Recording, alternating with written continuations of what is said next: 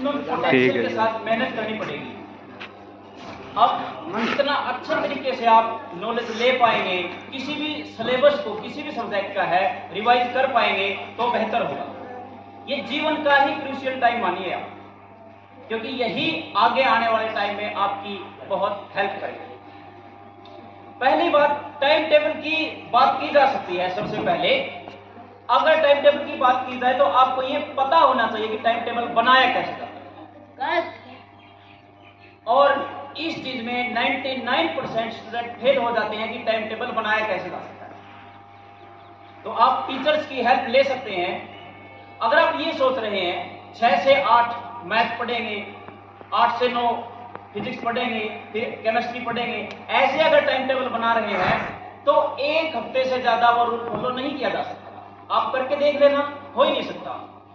तो आप सबसे पहले मेहनत करना सीखिए, तब आप टाइम टेबल की तरफ जा सकते हैं। आप पहले टाइम टेबल बनाएंगे, फिर पढ़ना शुरू करेंगे, ऐसा कोई रूल नहीं होता और आप अच्छे तरीके से पढ़ भी नहीं पाएंगे। मान लो आपने टाइम टेबल शुरू किया 6 बजे से और 5 बजे हुए हैं और आप फ्री हैं, लेकिन आप वेट करेंगे 6 बजने का कि 6 बजेंगे फिर पढ़ेंगे। इससे अच्छा तो ये है आप सुबह उठें, रिलैक्स होएं, आराम से बैठें और 5 मिनट दें खुद को और पूरे दिन सोचें कि हमने क्या क्या करना है। अगर आप एजुकेटेड हुए, अच्छे एजुकेटेड हैं, तो आप में कॉन्फिडेंस लेवल बहुत ज्यादा होगा। आप सोच के दे सकते हैं, जिस दिन आप नए कपड़े पहनते हैं आप में बहुत ज्यादा कॉन्फिडेंस मिलेगा और दिनों की कंपैरिजन में। अगर आपको नॉलेज है तो आप हमेशा ही कॉन्फिडेंस से भरे हुए मिलेंगे और विश्वास के लायक भी आप तभी होंगे। आप में विश्वास की बहुत कमी होती है। आप पे कैसे कोई ट्रस्ट कर सकता है? हम भगवान पे ट्रस्ट करते हैं क्योंकि हम जो मांगते हैं हमें मिलता है।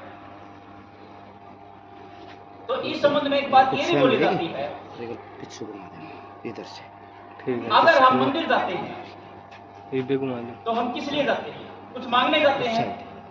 अगर हमारा मन पवित्र नहीं है, हम किसी के प्रति गलत विचार रखते हैं, सोच रखते हैं या गलत करते हैं, तो फिर मंदिर में जाने का कोई फायदा नहीं।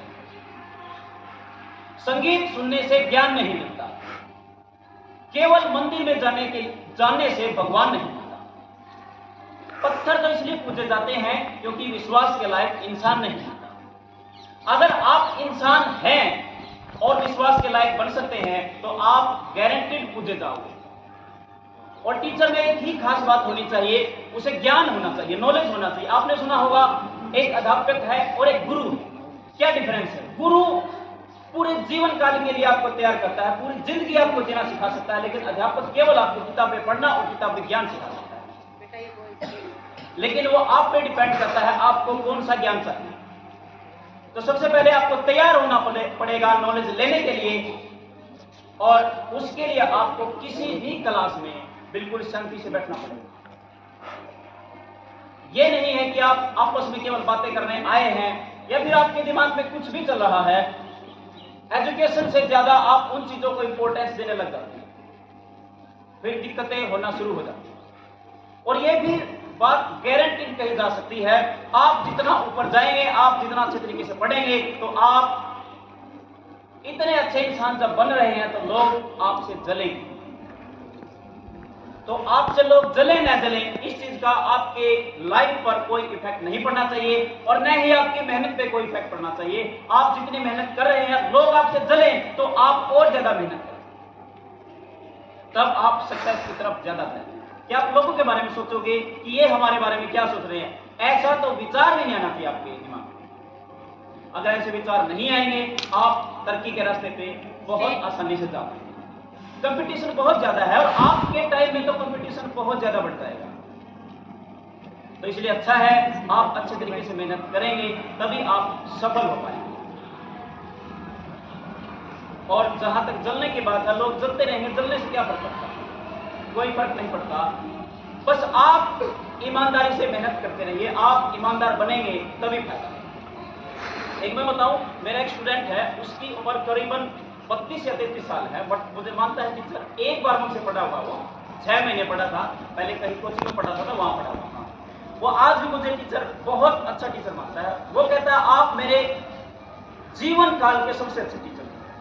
और करीबन 1 वीक में या 10 दिन में एक बार वो कॉल जरूर करता है। वो बिल्कुल टूट चुका है, बहुत बार टूटा है वो, और लेकिन जब कॉल करता है तो उसे हिम्मत मिलती है।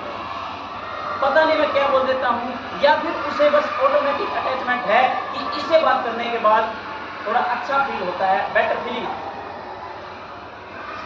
उसने जबरदस्त मेहनत की हुई है, लेकिन फिर भी वो सक्सेस है।